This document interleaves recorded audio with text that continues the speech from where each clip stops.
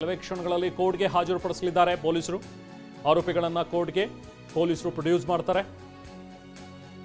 CCH ನ್ಯಾಯಾಲಯ CCH 56 ಕೋರ್ಟ್ನಲ್ಲಿ ಅವರನ್ನು ಪ್ರೊಡ್ಯೂಸ್ ಮಾಡಿ ನೆಕ್ಸ್ಟ್ ಅವ್ರನ್ನ ಯಾವ ಜೈಲಿಗೆ ಕಳಿಸ್ಬೇಕು ಅನ್ನುವಂಥದ್ದು ತೀರ್ಮಾನ ಆಗುತ್ತೆ. ಇಲ್ಲಿ ತನಿಖಾಧಿಕಾರಿ ಕೂಡ ಮನವಿ ಮಾಡ್ಬೋದು. ಬಹುಶಃ ನಮಗೆ ಮತ್ತಷ್ಟು ನೋಡಿ ದೃಶ್ಯ ನಾವು ನೋಡ್ತಾ ಇದ್ವಿ. ಎಸ್, ಇದೇ ದೃಶ್ಯ. ಮುಂದ್ಗಡೆ blue colour T shirt, black cap ಹಾಕ್ಕೊಂಡು ಹೋಗ್ತಾ ಇರುವಂಥ ವ್ಯಕ್ತಿ ಈತ ದರ್ಶನ್. ಅನ್ನಪೂರ್ಣೇಶ್ವರಿ ನಗರ ಠಾಣೆಯಲ್ಲಿ ದರ್ಶನ್ ಈಗ ಬಂದು ಆತನನ್ನು ಅರೆಸ್ಟ್ ಮಾಡಿಕೊಂಡು ಕರ್ಕೊಂಡು ಬಂದಿರೋ ದೃಶ್ಯ ಇದು. ನಿನ್ನೆವರೆಗೂ ಕೂಡ, ಇವತ್ತು ಬೆಳಗ್ಗೆವರೆಗೂ ಕೂಡ ಫ್ರೀ ಬರ್ಡ್ ಆಗಿ ಎಲ್ಲ ಕಡೆ ಸುತ್ತಾಡಿಕೊಂಡು ಶೂಟಿಂಗ್ ಮುಗಿಸ್ಕೊಂಡು ಬರ್ತಾ ಇದ್ದಂತಹ ದರ್ಶನ್ ಈಗ ಮತ್ತೆ ಜೈಲು ಹಾಕಿ. ಯಾಕೆ ಅಂದರೆ ಇವತ್ತು ಸುಪ್ರೀಂ ಕೋರ್ಟ್ನಲ್ಲಿ ದರ್ಶನ್ರ ಬೇಲ್ ಕ್ಯಾನ್ಸಲ್ ಆಯಿತು. ದರ್ಶನ್ಗೆ ಕೊಟ್ಟಿರುವಂಥ ಬೇಲ್ ಅದು ಸರಿಯಾದ ಗ್ರೌಂಡ್ಸ್ ಆಧರಿಸಿ ಕೊಟ್ಟಿಲ್ಲ, ದುರುದ್ದೇಶಪೂರ್ವಕವಾಗಿದೆ, ದೋಷಪೂರಿತವಾಗಿದೆ ಆದೇಶ ಅಂತ ಹೇಳಿ ಅಭಿಪ್ರಾಯಪಟ್ಟು, ಜೊತೆಗೆ ಒಬ್ಬ ಕೊಲೆ ಆರೋಪಿಗೆ ಜೈಲಲ್ಲೆಲ್ಲ ರಜಾತಿಥ್ಯ ಸಿಗುತ್ತೆ, ಆದರೂ ಕೂಡ ನೀವೇನು ಕ್ರಮಗಳನ್ನು ಕೈಗೊಳ್ಳಲ್ಲ ಅನ್ನುವಂಥದ್ದು ಇದು ಅಕ್ಷಮ್ಯ. ಈ ಥರ ಆಗಬಾರ್ದು ಮುಂದಿನ ದಿನಗಳಲ್ಲಿ ಅಂತಲೂ ಕೂಡ ಸೂಚನೆಯನ್ನು ಕೊಟ್ಟು ಸುಪ್ರೀಂ ಕೋರ್ಟ್ ಇವತ್ತು ದರ್ಶನ್ ಬೇಲನ್ನು ಕ್ಯಾನ್ಸಲ್ ಮಾಡಿದ್ರು. ಬರೀ ದರ್ಶನ್ ಮಾತ್ರ ಅಲ್ಲ, ಇವ್ರ ಜೊತೆಗೆ ಇನ್ನೂ ಒಟ್ಟು 7 ಜನ, ಆ 7 ಜನ ಆರೋಪಿಗಳ ಬೇಲ್ ಇವತ್ತು ಕ್ಯಾನ್ಸಲ್ ಆಯಿತು. ಸೊ ತತ್ಕ್ಷಣ ಅವರನ್ನು ಅರೆಸ್ಟ್ ಮಾಡಿ ಜೈಲಿಗೆ ಹಾಕಿ ಅನ್ನುವಂಥದ್ದನ್ನು ಕೂಡ ಸೂಚನೆ ಕೊಡ್ತು. ಅದರಂತೆ ಪೊಲೀಸರು ಕಾರ್ಯಪ್ರವೃತ್ತರಾದರು. ಬೆಳಗ್ಗೆಯಿಂದ ದರ್ಶನ್ ಎಲ್ಲೆಲ್ಲಿ ಓಡಾಡ್ತಾ ಇದ್ದಾರೆ ಇದೆಲ್ಲದ್ರ ಬಗ್ಗೆನೂ ಟ್ರ್ಯಾಕ್ ಮಾಡಿದಂತಹ ಪೊಲೀಸರು ಕೊನೆಗೆ ಮನೆಯಲ್ಲೇ ದರ್ಶನನ್ನು ಅರೆಸ್ಟ್ ಮಾಡಿದ್ರು. ಅವರೆಲ್ಲ ಸುತ್ತಕೊಂಡು ನೆಕ್ಸ್ಟು ದರ್ಶನ್ನು ವಿಜಯಲಕ್ಷ್ಮಿ ಅವರ ನಿವಾಸಕ್ಕೆ ಏನು ಬಂದರು ಆ ಟೈಮಲ್ಲಿ ಅಲ್ಲೇ ಇದ್ದಂಥ ಪೊಲೀಸರು ದರ್ಶನ್ರನ್ನ ಅರೆಸ್ಟ್ ಮಾಡಿ ಈಗ ಸದ್ಯಕ್ಕೆ ಅನ್ನಪೂರ್ಣೇಶ್ವರಿ ನಗರ ಠಾಣೆಗೆ ಕರ್ಕೊಂಡು ಬಂದಿದ್ದಾರೆ. ಅವ್ರ ಜೊತೆಗೆ ಅವರ ಸಹೋದರ ದಿನಕರ್ ಕೂಡ ಹಿಂದೆನೇ ಓಡಾಡಿ ಬಂದರು ಪಾಪ. ಈಗ ನೆಕ್ಸ್ಟ್ ಪ್ರೊಸೀಜರ್ ಸಿಸಿಎಚ್ 56 ನ್ಯಾಯಾಲಯ ಏನಿದೆಯಲ್ಲ ಅಲ್ಲಿಗೆ ಈಗ ಅವ್ರನ್ನ ಕರ್ಕೊಂಡು ಹೋಗಬೇಕಾಗುತ್ತೆ. ಅದಕ್ಕೂ ಮೊದಲು ಈಗ ಮೆಡಿಕಲ್ ಎಕ್ಸಾಮಿನೇಷನ್ಸ್ ಆಗ್ತಾ ಇದೆ, ಬೇಸಿಕ್ ಮೆಡಿಕಲ್ ಎಕ್ಸಾಮಿನೇಷನ್. ಯಾಕಂದರೆ ವೈದ್ಯರನ್ನ ಈಗಾಗಲೇ ಅನ್ನಪೂರ್ಣೇಶ್ವರಿ ನಗರ ಠಾಣೆಗೆ ಕರೆಸ್ಕೊಂಡಿದ್ದಾರೆ. 5 ಜನ ಆರೋಪಿಗಳು ಇಲ್ಲೇ ಇದ್ದಾರೆ. ಒಂದು A1 ದರ್ಶನ್, A2 ಪವಿತ್ರ ಗೌಡ, ಪ್ರದೋಷ್ ಲಕ್ಷ್ಮಣ್ ಇವರು ಕೂಡ ಇಲ್ಲೇ ಇದ್ದಾರೆ. ಇನ್ನು ಜಗದೀಶು, ಅನುಕುಮಾರ್ ಇಬ್ಬರನ್ನ ಚಿತ್ರದುರ್ಗದಿಂದ ಕರ್ಕೊಂಡು ಬರ್ತಾ ಇದ್ದಾರೆ ಅರೆಸ್ಟ್ ಮಾಡಿ. ನೋಡಿ, ಒಂದು ವಿಂಡೋದಲ್ಲಿ ನೀವೇನು ನೋಡ್ತಾ ಇದ್ದೀರಿ, ಇದು ಅನ್ನಪೂರ್ಣೇಶ್ವರಿ ನಗರ ಸ್ಟೇಷನ್ನ ಮುಂಭಾಗದ ದೃಶ್ಯಗಳು. ಅಲ್ಲಿ ಈಗ ಪೊಲೀಸ್ ವ್ಯಾನ್ ಕೂಡ ಬಂದಿದೆ, ರಿವರ್ಸ್ ಮಾಡಿ ನಿಲ್ಲಿಸ್ಕೊಂಡಿದ್ದಾರೆ. ಪೊಲೀಸರು ಎಲ್ಲ ಹೆಚ್ಚು ಕಮ್ಮಿ ಒಂದು 100ಕ್ಕೂ ಹೆಚ್ಚು ಜನ ಇದ್ದಾರೆ ಬಹುಶಃ ಅಲ್ಲಿ ಪೊಲೀಸರು ಭದ್ರತೆಗೆ ಅಂತ ನಿಯೋಜನೆ ಮಾಡಿರೋದು. ಯಾಕಂದರೆ ಇಲ್ಲೂ ಕೂಡ ಈಗ ಒಂದಷ್ಟು ಜನ ಅಭಿಮಾನಿಗಳು ಬಂದಿರೋದನ್ನು ನೋಡ್ತಾ ಇದ್ವಿ ನಾವು, ದರ್ಶನ್ ಅಭಿಮಾನಿಗಳು.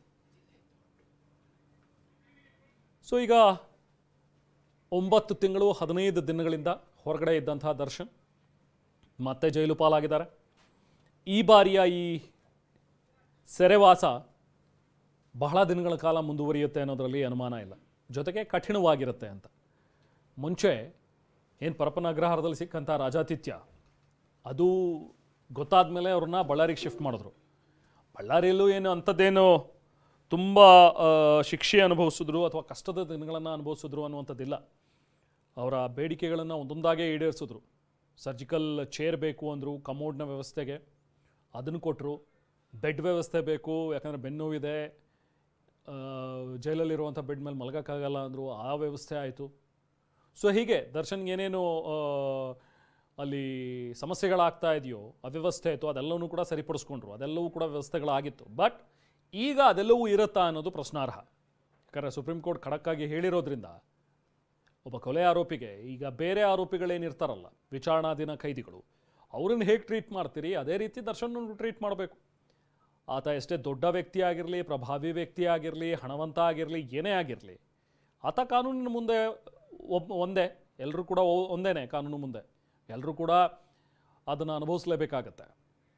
ಸೊ ಹಾಗಾಗಿ ದರ್ಶನ್ಗೂ ಕೂಡ ಅದೇ ವ್ಯವಸ್ಥೆಗಳನ್ನು ಮಾಡಬೇಕು ಹೊರತು ಬೇರೆ ವಿಶೇಷ ವ್ಯವಸ್ಥೆ ಮಾಡೋ ಹಾಗಿಲ್ಲ ಅನ್ನುವಂಥದ್ದನ್ನು ಹೇಳಿದ್ದಾರೆ. ಸೊ ಈಗ ನೆಕ್ಸ್ಟ್ ಏನು ಮಾಡ್ತಾರೆ ಅನ್ನುವಂಥದ್ದು ಈಗಿರುವಂಥ ಕುತೂಹಲ. ಯಾಕಂದರೆ ಇಷ್ಟು ದಿನ ಬೆನ್ನು ನೋವಿನ ಒಂದು ಕಾರಣ ಕೊಡ್ತಾ ಇದ್ರು, ಹೆಲ್ತ್ ಸರಿ ಇಲ್ಲ, ಬೆನ್ನು ನೋವು, ಹಾಗಾಗಿ ಸಮಸ್ಯೆಗಳಾಗೋಗುತ್ತೆ ಅನ್ನುವಂಥದ್ದನ್ನೇ ಹೇಳ್ತಾ ಇದ್ರು. ಬಟ್ ಈಗೇನು, ಯಾಕಂದರೆ ಅದೇ ಆಧಾರದ ಮೇಲೆ ಬೇಲ್ ತೊಗೊಂಡಿತ್ತು. ಬೇಲ್ ತೊಗೊಂಡು ಹೊರಗಡೆ ಬಂದ ಮೇಲೆ ಏನೂ ಮಾಡಿಸ್ಲಿಲ್ಲ, ಆಪ್ರೇಷನ್ನೂ ಆಗಲಿಲ್ಲ, ಎಂಥದ್ದೂ ಆಗಲಿಲ್ಲ. ಸೊ ಈಗ ಮತ್ತೆ ಒನ್ಸ್ ಅಗೇನ್ ಬೆನ್ನು ನೋವು ಉಲ್ಬಣಗೊಂಡಿದೆ, ಬೆನ್ನು ನೋವಿಂದ ಸಮಸ್ಯೆ ಆಗ್ತಾ ಇದೆ ಅಂತ ರೀಸನ್ ಹೊಡೆಯೋದು ಈಗ ಸ್ವಲ್ಪ ಕಷ್ಟ. ಯಾಕಂದರೆ ಈಗ ಈ ಥರದ್ದೇನಾದರೂ ಆದರೆ ಕೋರ್ಟ್ ಕೂಡ ಯೋಚನೆ ಮಾಡುತ್ತೆ, ಮತ್ತೆ ಇವ್ರಿಗೆ ಕೊಟ್ಟರೆ ಇದೇ ಕಥೆ ಆಗುತ್ತೆ. ಹಾಗಾಗಿ ಒಂದು ಟೀಮ್ ಆಫ್ ಡಾಕ್ಟರ್ಸ್ ಏನಿರ್ತಾರಲ್ಲ, ಸರ್ಕಾರಿ ವೈದ್ಯರುಗಳೇ, ಬೋರ್ಡ್ ಅಥವಾ ಮೆಡಿಕಲ್ ಬೋರ್ಡ್, ಅವರಿಗೆ ರಿಕ್ವೆಸ್ಟ್ ಮಾಡ್ಬೋದು. ಅವರೆಲ್ಲರೂ ಎಕ್ಸಾಮೈನ್ ಮಾಡಿ ಇವರಿಗೆ ಜೈಲಿನ ಆಸ್ಪತ್ರೆಯಲ್ಲೇ ಚಿಕಿತ್ಸೆ ಕೊಡ್ಬೋದು ಅಂತ ಹೇಳಿದ್ರೆ ಅಲ್ಲಿ ಜೈಲಿನ ಆಸ್ಪತ್ರೆಯಲ್ಲೇ ಚಿಕಿತ್ಸೆ ಮುಂದುವರಿಯುತ್ತೆ. ಬಳ್ಳಾರಿ ಜೈಲಾಗಿರಲಿ ಅಥವಾ ಬೆಂಗಳೂರಿನ ಜೈಲಾಗಿರಲಿ, ಇಲ್ಲೇನು ಆಸ್ಪತ್ರೆಗಳಿರುತ್ತೆ ಅಲ್ಲೇ ಅವ್ರಿಗೂ ಕೂಡ ಚಿಕಿತ್ಸೆ ಕೊಡೋದಾದರೆ ಅಲ್ಲೇ ಚಿಕಿತ್ಸೆ ಕೊಡ್ತಾರೆ. ಒಂದು ವೇಳೆ ಏನಾದರೂ ನಿಜಕ್ಕೂ ಅವ್ರಿಗೆ ಸಮಸ್ಯೆ ಆಗಿ ಬಹಳ ನೋವಾಗ್ತಾ ಇದೆ, ಬಹಳ ಸಮಸ್ಯೆಗಳಿವೆ, ಈ ಸತಿ ಅಂತೂ ಆಪ್ರೇಟ್ ಆಗಲೇಬೇಕು ಅನ್ನುವಂಥದ್ದು ಮತ್ತೇನಾದರೂ ತಗಾದೆ ಆಗ ಮುಂದಿನ ಪ್ರೊಸೀಜರ್ಗಳು. ಬಟ್ ಸದ್ಯಕ್ಕಂತೂ ಜೈಲಿಗೆ ಹೋಗಲೇಬೇಕು. ಈಗ ಈ ಬಾರಿಯ ಜೈಲು ವಾಸ ಕಠಿಣ ದಿನಗಳನ್ನು ಈಗ ದರ್ಶನ್ ಎದುರಿಸ್ಬೇಕಾಗತ್ತೆ. ದರ್ಶನ್ ಜೊತೆಗೆ ಮತ್ತೆ ಪವಿತ್ರ ಗೌಡ ಅವರು ಕೂಡ ಈಗ ಜೈಲು ಪಾಲಾಗಬೇಕು. ಈಗಾಗಲೇ ಅರೆಸ್ಟ್ ಮಾಡಿ ಅವರನ್ನು ಕೂಡ ಕರ್ಕೊಂಡು ಬಂದಿದ್ದಾರೆ ಅನ್ನಪೂರ್ಣೇಶ್ವರಿ ನಗರ ಠಾಣೆಯಲ್ಲಿ. ಈಗ 5 ಜನ ಆರೋಪಿಗಳು ಸದ್ಯಕ್ಕಿದ್ದಾರೆ. ಇನ್ನು 2 ಆರೋಪಿಗಳು ಚಿತ್ರದುರ್ಗದಲ್ಲಿದ್ದರು. ಬೆಂಗಳೂರು ಪೊಲೀಸರು ಅಲ್ಲಿಗೆ ಹೋಗಿ ಅವರನ್ನು ಕೂಡ ಅರೆಸ್ಟ್ ಮಾಡಿದ್ದಾರೆ. ಈಗ ಅವರನ್ನು ಬೆಂಗಳೂರಿನ ಸ್ಟೇಷನಿಗೆ ಕರ್ಕೊಂಡು ಬರ್ತಾರೆ. ಅವ್ರನ್ನ ಕರ್ಕೊಂಡು ಬಂದು ಯಥಾ ಪ್ರಕಾರ ಪ್ರೊಸೀಜರು, ಮತ್ತು ಸ್ಟೇಷನ್ ಕರ್ಕೊಂಡು ಬರೋದು, ಅಲ್ಲಿಂದ ಮೆಡಿಕಲ್ ಎಕ್ಸಾಮಿನೇಷನ್ ಮತ್ತು ಕೋರ್ಟ್ಗೆ ಪ್ರೊಡ್ಯೂಸ್ ಮಾಡೋದು. ಈಗ ಇನ್ನೇನು ಕೆಲವೇ ಹೊತ್ತಿನಲ್ಲಿ ಸ್ಟೇಷನ್ನಿಂದ ಹೊರಡ್ತಾರೆ. ದರ್ಶನನ್ನು ಕರ್ಕೊಂಡು, ದರ್ಶನ್ ಮತ್ತು ಪವಿತ್ರ ಗೌಡ, ಪ್ರದೋಷು, ಲಕ್ಷ್ಮಣ್ಣು ಇವರನ್ನೆಲ್ಲ ಕರ್ಕೊಂಡು ಈಗ ಪೊಲೀಸರು ಜಡ್ಜ್ ಮುಂದೆ ಹಾಜರುಪಡಿಸೋದಕ್ಕೆ ಅಂಥೇಳಿ ಹೊರಡ್ತಾರೆ. ಇನ್ನೇನು ಕೆಲವೇ ಕ್ಷಣಗಳಲ್ಲಿ ಕೋರ್ಟ್ಗೆ ಹಾಜರುಪಡಿಸ್ತಾರೆ. ಕೋರ್ಟ್ ಏನು ತೀರ್ಮಾನಿಸುತ್ತೆ ಅನ್ನುವಂಥದ್ದನ್ನು ನೋಡಬೇಕು. ಅವ್ರನ್ನ ಪರಪ್ಪನ ಗ್ರಹಾರಕ್ಕೆ ಕಳಿಸುತ್ತೋ ಅಥವಾ ಬಳ್ಳಾರಿ ಜೈಲಿಗೆ ಕಳಿಸಿ ಅನ್ನೋಂಥ ನೋಡಬೇಕು. CCH 64 ಅಪ್ಡೇಟ್ ಆಗಿದೆ, 56 ಅಲ್ಲ 64. CCH 64 ಕೋರ್ಟ್ಗೆ ಇವತ್ತು ಕೋರ್ಟ್ ಹಾಲ್ಗೆ ಕರ್ಕೊಂಡು ಹೋಗ್ತಾರೆ. ಸೊ ಅಲ್ಲಿ ಇನ್ನು ಕೋರ್ಟ್ನ ಕಲಾಪ ಮುಗ್ದೋಗಿದ್ರೆ, ಅಕಸ್ಮಾತ್ ನ್ಯಾಯಾಧೀಶರು ಏನಾದರೂ ಅಲ್ಲಿಂದ ಹೊರಟುಬಿಟ್ಟಿದ್ರೆ ಮತ್ತು ಅವ್ರನ್ನ ಅಲ್ಲಿ NGV ಏನಿದೆಯಲ್ಲ, ನ್ಯಾಷನಲ್ ಗೇಮ್ಸ್ ವಿಲೇಜು, ಅಲ್ಲಿ ಜಡ್ಜ್ ಅವರ ನಿವಾಸ ಏನಿರುತ್ತೆ ಅಲ್ಲಿ ಕರ್ಕೊಂಡು ಹೋಗಿ ಅಲ್ಲಿ ಪ್ರೊಡ್ಯೂಸ್ ಮಾಡಬೇಕಾಗತ್ತೆ ಆಮೇಲೆ. ಸೊ ಹಾಗಾಗಿ ಬೇಗನೆ ಈಗ ಪ್ರೊಸೀಜರ್ಸ್ ಮುಗಿಸಿ ಅವ್ರನ್ನ ಕರ್ಕೊಂಡು ಹೋಗ್ತಾ ಇದ್ದಾರೆ. ಇನ್ನೇನು ಸ್ವಲ್ಪ ಹೊತ್ತಿನಲ್ಲಿ ಬಹುಶಃ ಈಗ ಆ ವ್ಯಾನ್ ಕೂಡ ನೋಡಿದ್ವಿ ನಾವು, ಪೊಲೀಸ್ ವ್ಯಾನ್ ಕೂಡ ರಿವರ್ಸ್ ಮಾಡಿ ನಿಲ್ಲಿಸ್ಕೊಂಡಿದೆ. ಅದೇ ವ್ಯಾನ್ನಲ್ಲಿ ಈಗ 5 ಜನ ಆರೋಪಿಗಳನ್ನು ಕರ್ಕೊಂಡು ಹೋಗುವಂಥ ಸಾಧ್ಯತೆಗಳಿವೆ. ಇನ್ನು ಈ ಇಡೀ ಪ್ರಕರಣವನ್ನು ಗಮನಿಸಿದ್ರೆ, ರೇಣುಕಾಸ್ವಾಮಿ ಅನ್ನೋ ವ್ಯಕ್ತಿಯನ್ನು ಚಿತ್ರದುರ್ಗದಿಂದ ಕರೆಸ್ಕೊಂಡು ಲಿಟ್ರಲಿ ಆತನನ್ನು ಕಿಡ್ನ್ಯಾಪ್ ಮಾಡಿ ಕರ್ಕೊಂಡು ಬಂದು ದಾರಿ ಮಧ್ಯದಲ್ಲಿ ಆತನಿಗೆ ಟಾರ್ಚರ್ ಕೊಟ್ಟು ಅವನನ್ನು ಶೆಡ್ಡಿಗೆ ಕರ್ಕೊಂಡು ಬರ್ತಾರೆ. ಬೆಂಗಳೂರಿನಲ್ಲಿದ್ದಂಥ ಪಟ್ಟಣಗೆರೆ ಶೆಡ್ಡು, ಆ ಶೆಡ್ನಲ್ಲಿ ಹಾಕ್ತಾರೆ. ಆಮೇಲೆ ದರ್ಶನಿಗೆ ಮಾಹಿತಿ ಹೋಗುತ್ತೆ, ದರ್ಶನ್ ಅಲ್ಲಿಗೆ ಬರ್ತಾರೆ. ಎಲ್ಲರೂ ಸೇರಿ ಆತನ ಮೇಲೆ ಹಲ್ಲೆ ಮಾಡಿದ್ದಾರೆ ಅನ್ನುವಂಥದ್ದು, ಜೊತೆಗೆ ಆ ಹಲ್ಲೆಯಿಂದ ಆತ ಪ್ರಾಣ ಬಿಟ್ಟಿದ್ದಾನೆ ಅನ್ನುವಂಥದ್ದು ಈಗ ಇವ್ರ ಮೇಲಿರುವ ಆರೋಪ. ಈ 17 ಜನರ ಮೇಲೆ, ಈ 17 ಜನರಲ್ಲಿ ಎಲ್ಲರದ್ದು ಬೇರೆ ಬೇರೆ ಪಾತ್ರ ಇದೆ. ಒಬ್ಬ ರೇಣುಕಾಸ್ವಾಮಿಯನ್ನು ಟ್ರ್ಯಾಕ್ ಮಾಡಿದವನೊಬ್ಬ ಆದರೆ, ಇನ್ನೊಬ್ಬ ಆತನನ್ನು ಅಲ್ಲಿಂದ ಕರ್ಕೊಂಡು ಬಂದವನು, ಇನ್ನೊಬ್ಬ ಅಲ್ಲಿಂದ ಕರ್ಕೊಂಡು ಬಂದು ಬೆಂಗಳೂರಿಗೆ ಡ್ರಾಪ್ ಮಾಡಿದವನು, ಇಲ್ಲಿ ಬೆಂಗಳೂರಲ್ಲಿ ಶೆಡ್ಡಲ್ಲಿ ಇದ್ದಂಥವ್ರು ಕೆಲವರು, ದರ್ಶನ್ ಜೊತೆಗೆ ಆಪ್ತರು ಅಂಥೇಳಿ ಗುರುತಿಸ್ಕೊಂಡಿದ್ದವರು, ಅವರೆಲ್ಲರೂ ಕೂಡ ಬೇರೆ ಬೇರೆ ಪಾತ್ರ. ಒಬ್ಬ ಪಕ್ಕೆಲ್ಬುಗೆ ಹೊಡಿತಾನೆ, ಒಬ್ಬ ಎದೆಗೆ ಓದಿತಾನೆ, ಇನ್ನೊಬ್ಬ ಕರೆಂಟ್ ಶಾಕ್ ಕೊಡೋದಕ್ಕೆ ಅಂಥೇಳಿ ಡಿವೈಸ್ ತೊಗೊಬರ್ತಾನೆ. ಇದೆಲ್ಲವೂ ಕೂಡ ಒಬ್ಬೊಬ್ಬರ ಮೇಲಿರುವಂತಹ ಆರೋಪಗಳು. ಎಲ್ಲರೂ ಸೇರಿ ಈ ಥರದೊಂದು ಕೃತ್ಯ ಎಸಗಿದ್ದಾರೆ ಅನ್ನುವಂಥದ್ದು ಇವ್ರ ಮೇಲಿರೋ ಆರೋಪ. ಒಟ್ಟು 17 ಜನರಿದ್ದಾರೆ ಈಗ ಈ ಪ್ರಕರಣದಲ್ಲಿ. ಅದರಲ್ಲಿ ಪ್ರಮುಖವಾಗಿರುವಂಥವ್ರು A1 ಪವಿತ್ರ ಗೌಡ, A2 ದರ್ಶನ್. ಯಾಕೆ ಅಂತ ಹೇಳಿದ್ರೆ, ಪವಿತ್ರ ಗೌಡಗೆ ರೇಣುಕಾಸ್ವಾಮಿ ಅಶ್ಲೀಲವಾಗಿ ಮೆಸೇಜ್ ಕಳಿಸ್ತಾ ಇದ್ದ, ಫೋಟೋಗಳನ್ನು ಕಳಿಸ್ತಾ ಇದ್ದ ಅನ್ನುವಂಥದ್ದು ಅಲ್ಲಿಂದ ಎಲ್ಲ ಸ್ಟಾರ್ಟ್ ಆಗಿದ್ದು. ಸೊ ಮೊನ್ನೆಯೂ ಕೂಡ ಸುಪ್ರೀಂ ಕೋರ್ಟ್ನಲ್ಲಿ ವಾದ ಪ್ರತಿವಾದ ನಡೆಯುವ ಸಂದರ್ಭದಲ್ಲಿ ಪವಿತ್ರ ಗೌಡ ಪರ ವಕೀಲರು ವಾದ ಮಂಡನೆಗೆ ನಿಂತಾಗ, ಆರಂಭಿಸಿದಾಗ ಸುಪ್ರೀಂ ಕೋರ್ಟ್ ಇನ್ನೇ ಲೈಟರ್ ವೇನೇ ಹೇಳ್ತು, ಎಲ್ಲವೂ ಸ್ಟಾರ್ಟ್ ಆಗಿದ್ದು ನಿಮ್ಮಿಂದನೇ ಅಲ್ವೇನ್ರಿ ಅನ್ನೋ ರೀತಿಯಲ್ಲಿ.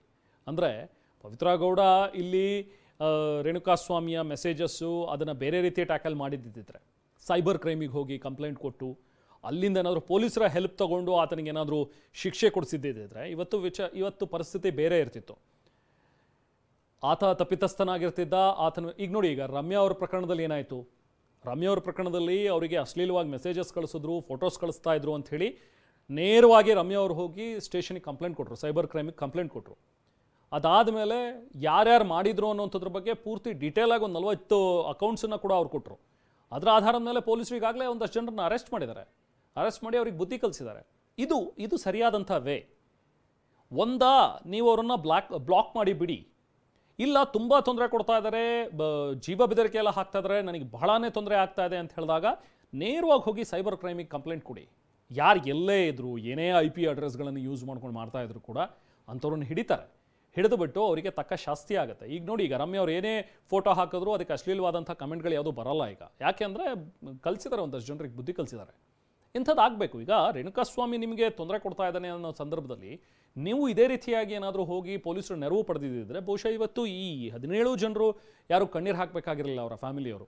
ನೋಡಿ, ಈಗ ಅನುಕುಮಾರ್ ಫ್ಯಾಮಿಲಿಲಿ ಪಾಪ ಅವ್ರ ಅಮ್ಮ ಒಬ್ಬರೇ ಇದ್ದಾರೆ, ಅವ್ರ ಪತಿ ಕೂಡ ತೀರೋಗಿದ್ದಾರೆ. ಈಗ ಅವ್ರ ಅಮ್ಮ ಹೇಳ್ತಾರೆ, ನನಗಿದ್ದವನು ಒಬ್ಬ ಮಗ ಪಾಪ, ಅವನಿಗೇನು ಈ ಥರದ್ದು ಮಾಡಬೇಕು ಅನ್ನೋದಿರಲಿಲ್ಲ, ಯಾರೋ ಸ್ನೇಹಿತರು ಕರ್ಕೊಂಡು ಹೋಗ್ಬಿಟ್ಟಿದ್ದಾರೆ, ಅವನಿಗೆ ಗೊತ್ತಿಲ್ಲ ಪಾಪ, ಅವನಿಗೂ ಹಿಂಗೆ ಕರ್ಕೊಂಡೋಗಿ ಸಿಕ್ಕಿಸ್ಬಿಟ್ಟಿದ್ದಾರೆ. ಇಷ್ಟು ದಿನ ಹೆಂಗೋ ಮತ್ತೆ ಇದ್ದ, ವಾಪಸ್ ಬಂದಿದ್ದ, ನಮ್ಮ ಜೀವನ ನಡೀತಾ ಇತ್ತು, ಈಗ ಮತ್ತೆ ಅವ್ನು ಜೈಲು ಪಾಲಾಗ್ತಾನೆ, ನಮ್ಗೇನು ಗತಿ ಅಂತ ಕೇಳ್ತಾರೆ.